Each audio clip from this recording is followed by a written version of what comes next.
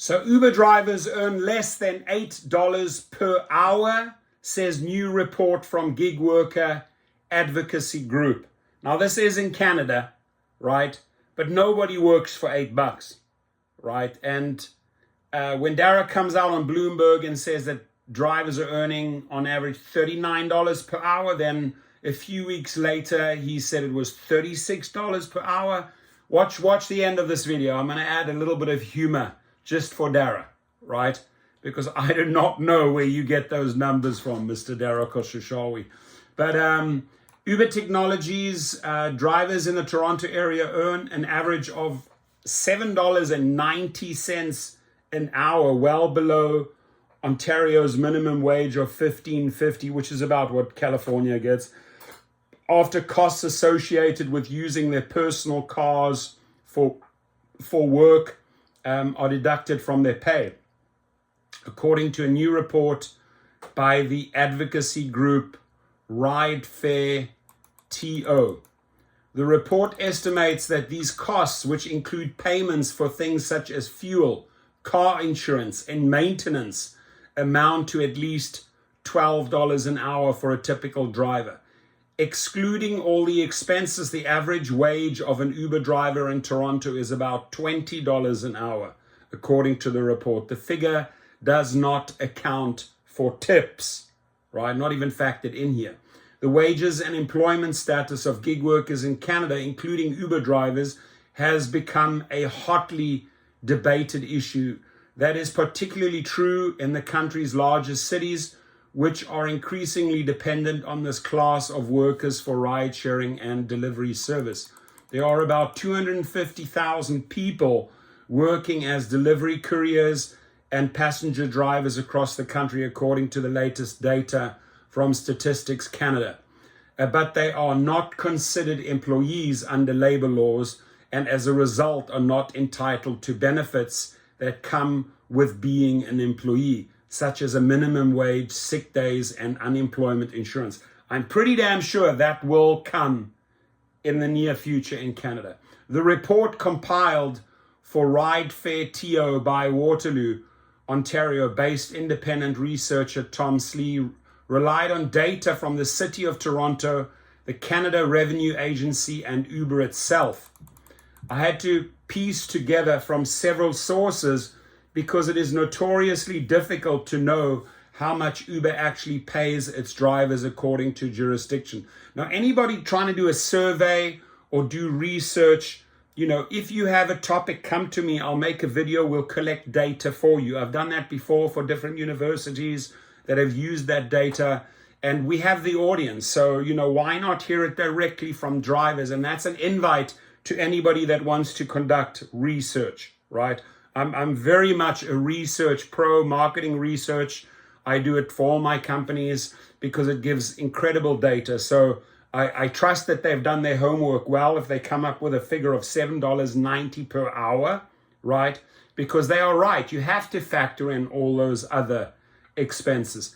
So in a statement to the Globe and Mail, Uber said the numbers in the report do not align. According to Dara, they make, $39, $36 on average per hour. Rubbish. Rubbish is all I say. The company said that in December, drivers in the Toronto area earn a median wage of $33.98 an hour for engaged time. That is time they spent actually driving passengers around or making deliveries. That figure does not include tips, the company said. I do not know where Uber gets their mysterious numbers from. Ridefare's TO's 20 an hour figure includes both engaged time for which Uber drivers are paid and the unpaid time they spent waiting between rides and deliveries. Very important, right? Mr. Slee estimated based on City of Toronto data that only about 48% of a driver's time on the job is engaged time. Very accurate. Uber does routinely release some payment information in its financial reports. It discloses its global take rate, which is the percentage of each fare the company keeps for itself, but it does not break down that rate by city. In the third quarter of 2022, Uber's take rate was 27.9%, a 5 percentage point increase from the previous year. But various other factors determined by an algorithm affect what a driver will ultimately get paid, including the number of Uber drivers on the road at any given time, the number of customers requesting rides, and boost or surge rates paid by customers in the event of poor weather or unusual traffic conditions. Uber has become increasingly more opaque about how they compensate drivers, even to the drivers themselves, Mr. Slee said. 100% correct. The fact that digital platform workers are not paid for wait times between deliveries or rides has drawn the ire of labor advocates. They argue that these workers should be designated as employees, which would require app makers to pay them a minimum wage for the entirety of time they spend logged on. Exactly right. It is only by having hundreds or thousands of drivers standing by at no cost to the platforms that Uber and Lyft have been able to deliver on the promise to customers of low wait times at low costs, said JJ Fuser, founder of the consulting company Matstrat, which works closely with Rideshare TO.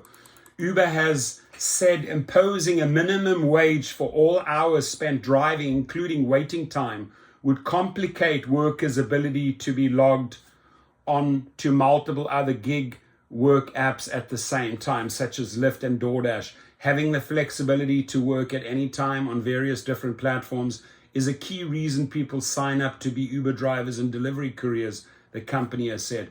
In April, the Ontario government passed legislation that forced ride-sharing companies to pay their drivers and couriers a minimum wage, but only for engaged time.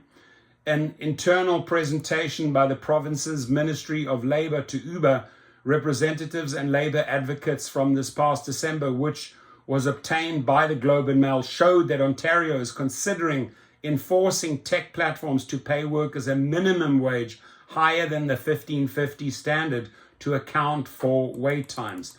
Mr. Slee and other labour advocates say minimum wage for engaged time only, or even a modest above minimum wage standard for engaged time, would make no difference to the earnings of gig workers because they already make minimum wage. So true. Now, to address this $8 an hour, this is Canada, very similar numbers in the United States. Dara Khosrowshahi counted, no, they're making $39. And they said, oh, they're making $36 in New York. And here they say they're making almost $34 in Ontario. Now, Dara, I want to ask you a serious question. When you come up with those numbers, and they constantly change, right? They constantly change, right? You pull 39 out of the bag, you put 36 out of the bag. I want to ask you, and I need an honest answer from you, Dara Khosrowshahi. Which one of these do you take, right, when you concoct these numbers? I mean, are you on narcotics?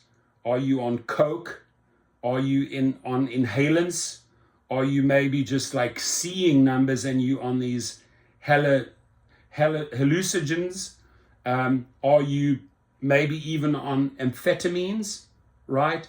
Or do you smoke cannabis? Or do you engineers smoke cannabis? Or are you engineers on any of these when they write the algorithms or make numbers up or pull shit out of their ass, right? So just want you to answer me that one question. It's a simple question. I just want a simple answer, not the constant, right? Honesty, please. I know it's a difficult word for you, Dara Khosrowshahi, honesty, because you constantly bullshit the drivers and delivery drivers every single day. Every time you open your mouth, you bullshit them. But I really want to know from Dara, which one of these six or combination of these six are you on when you come up with your numbers? Your comments, please. Thank you.